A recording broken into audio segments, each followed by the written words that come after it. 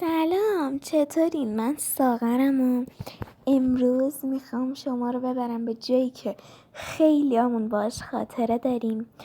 نه یه جنگل پر رمز و راز، نه یه قلعه جادویی، بلکه به اعماق دریا، جایی که پر از رنگ و خنده است. لطفا قبل از این که ویدیو رو ببینین با هم لایک کنین، چنل رو سابسکرایب کنید و زنگوله هم بزنید. دوست داشتین یه کامنتی هم بزنین و خیلی دوستتون دارم. برو بریم. اونجا توی یه خونه آناناسی موجودی زندگی میکنه که ظاهرش ساده و بامزه است، اما زیر این ظاهر دنیایی از فلسفه، روانشناسی و جامعه شناسی خوابیده. فکر کنم دیگه متوجه شده باشین کدوم کارتون رو دارم میگم.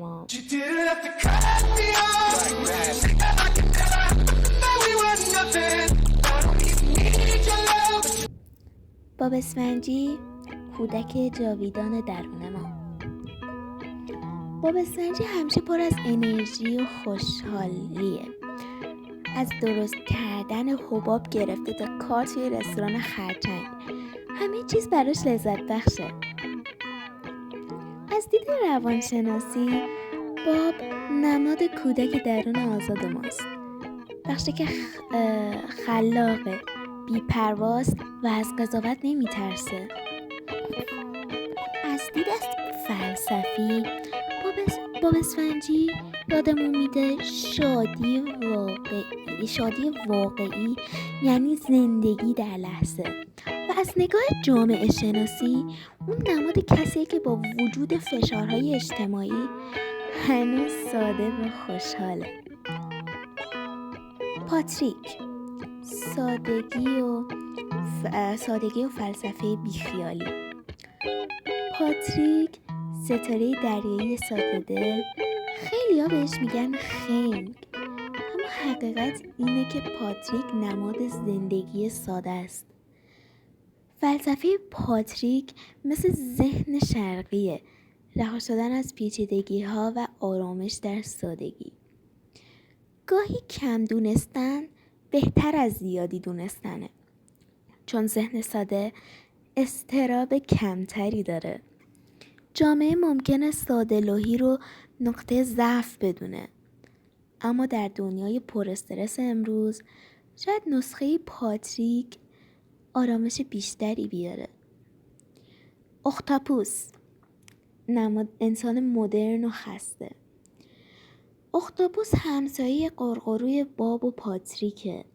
از کارش بیزاره، همیشه دنبال آرامش و اعتبار هنریه، اما هیچ وقت بهش نمیرسه. چیکار کردی با دلم اون نماد فرسودگی شغلی و افسردگی مدرنه. انسانی که بین آرزو و واقعیت گیر کرده.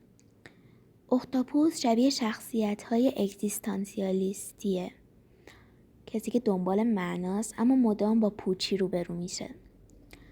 اختاپوس تصویر از انسان در جامعه سرمایه‌داریه، همیشه ناراضی، همیشه در رقابت، همیشه خسته.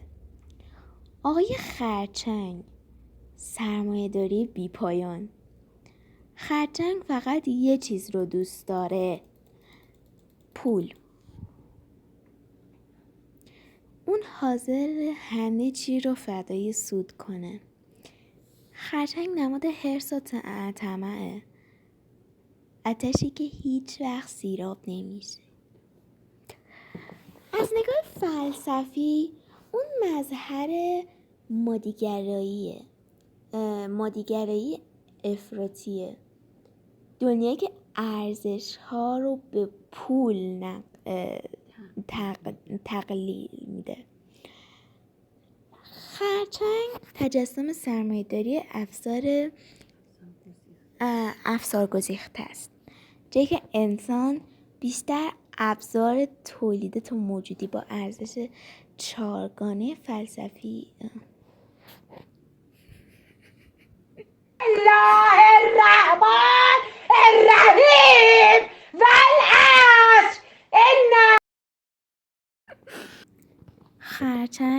تجسم سرمایه‌داری افزار گسیخته است، جایی که انسان بیشتر ابزار تولید تا موجودی با ارزش.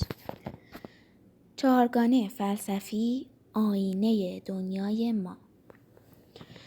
حالا اگه این 4 شخصیت رو کنار هم بذاریم، یه تصویر کامل از زندگی مدرن ساخته میشه. باب اسفنجی، شادی کودکانه و زندگی در لحظه. پاتریک، سادگی و آرامش.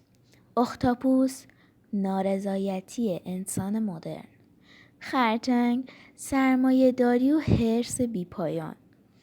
انگار باب اسفنجی فقط یک کارتون بامزه نیست، بلکه آینه است.